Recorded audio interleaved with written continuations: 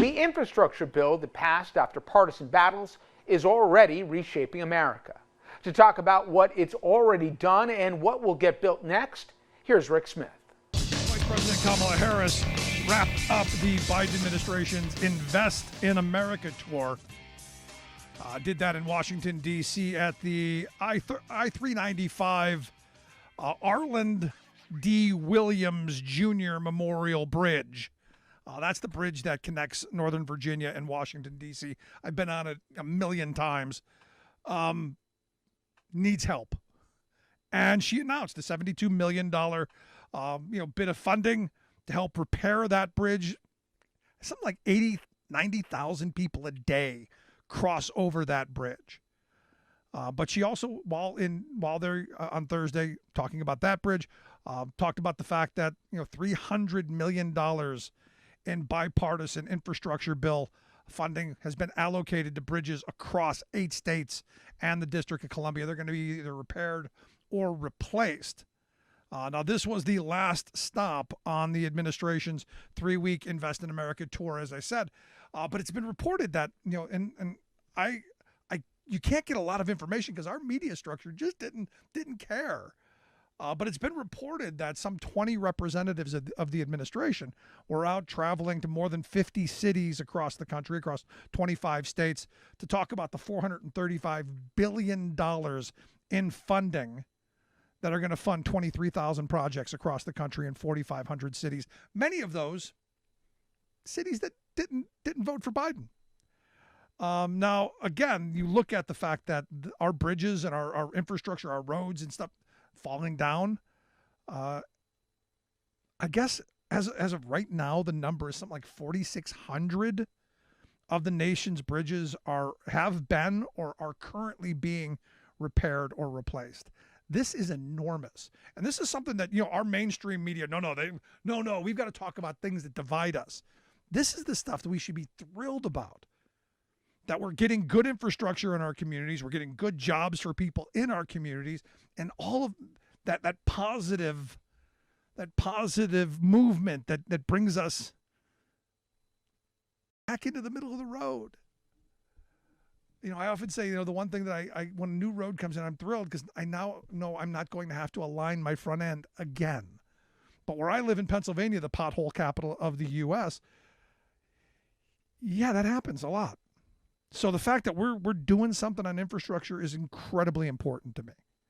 And look, it was one of the things that I said from the beginning of the Trump administration. Had Trump's first piece of legislation been, a massive infrastructure bill, had he focused on that stuff, he would have been unbeatable in 2020. Had he focused on bringing jobs and focused on making communities better off, had he done that, had he put aside all the nonsense and the stupidity and all of the shows, because I'll be honest, he puts on a nice party, especially on taxpayers' money, puts on a really nice party, a really nice show of Infrastructure Week, if you remember, but we didn't do anything. And this is why I'm thrilled to see that Biden is doing this. And it's what we need to be doing. And I had someone again, tell me, well, we can't afford this. And you go, we absolutely can. And we could afford much more if it weren't for how insane our tax code is. As we talked about earlier in the week, just the Bush tax cuts and the Trump tax cuts alone were $10 trillion. Trillion with a T. $10 trillion. We could have easily done everything on the American Society of Civil Engineers wish list. We could have even done fantasy stuff. You could have gone to the engineers and go, if you woke up in the middle of a dream, what would you fund? We would have that kind of money. But sadly, what we're seeing is just a massive redistribution of wealth from working people to the very wealthy through our tax code, through the greedflation we're all suffering from. And I saw, Biden put out I think it was an Instagram post saying that, inflation is down from its peak. And I think he said 45% from its peak. No, things are coming down and that's good. but not fast enough. Not fast enough for working people. And I want hearings. I want lots of hearings to go after these corporations, because as we've been talking about, I think one of the biggest stories that's not being discussed at all is this French economist, this Albert Edwards, who is the global strategist for this Societe Generale Bank, saying, look, in all of his years, he's never seen anything like the unprecedented and astonishing levels of corporate greed. And look, we've always had corporate greed, but not like this.